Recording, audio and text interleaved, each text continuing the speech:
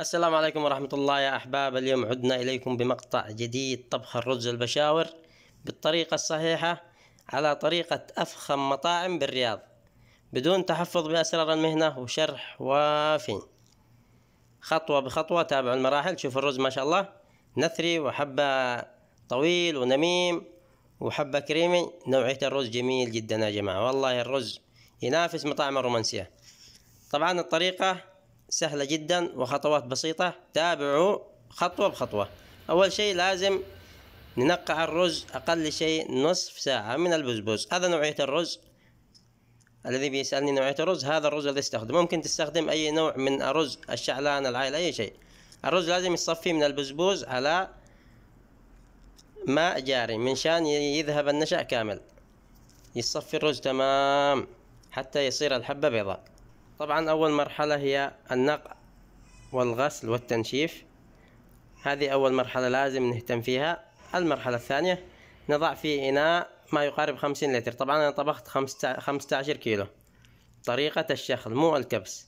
هنا عندي زيت قلي البصل، هذا الذي أقليه في الكشنة، يعطينا طعم للرز جميلة جدا.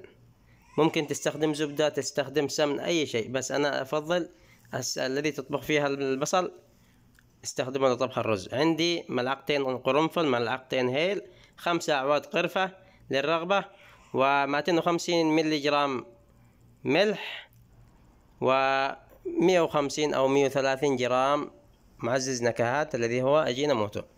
نضعه على القدر، ثم نضع حقنا الفلفل الحلو، لازم هذا يزين الرز ويعطينا نكهة للرز جميل. الفلفل الأحمر لا تستغنوا عنه إن وجد.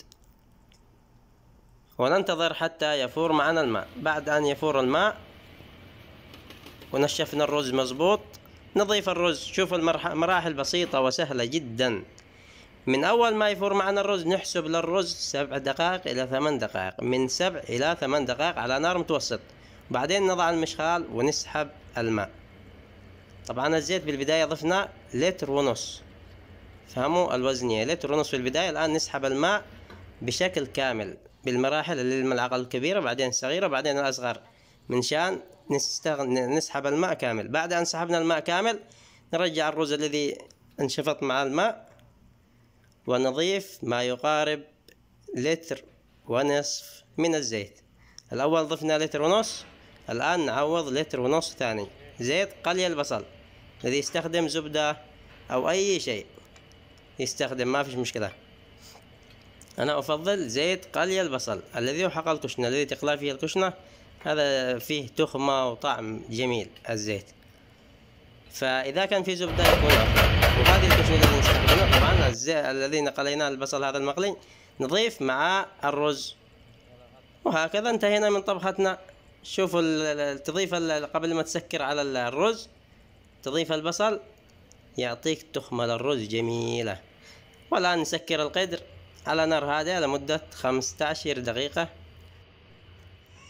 بعد 15 دقيقة عدنا. شوفوا ما شاء الله، يا سلام على التهرة، يا سلام، يا سلام على التخميرة حق الكشنة، يا سلام، تعطيك نكهة جميلة جميلة جدا.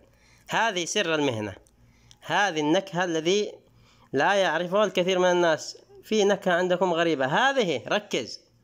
الآن نجمع الكشنة على جنب ونشوف حبة الرز. شوف شوف شوف شوف شوف الرز يعتد عدود، ما شاء الله تبارك الله.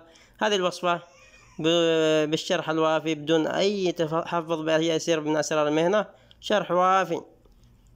يلا شوفوا حبة الرز، ويلا كل واحد يبدأ واعتمدوا هذا الطبخة بكل المطاعم بكل بيت. راح تدعوا لي كثير كثير.